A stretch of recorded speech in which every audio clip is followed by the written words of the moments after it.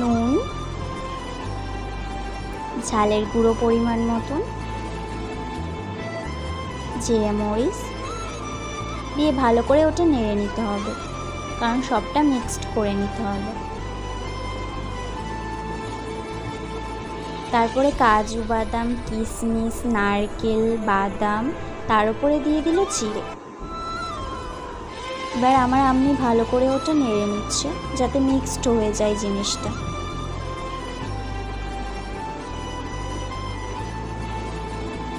অনেকক্ষণ ধরে আম্মি নাড়ছে।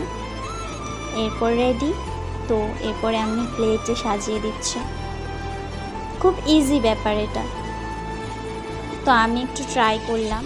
সত্যি বলতে আমি খাই না, বাট ট্রাই করে দেখলাম অনেক সুন্দর। মায়ের হাতে তো জাদুই থাকে, তাই না?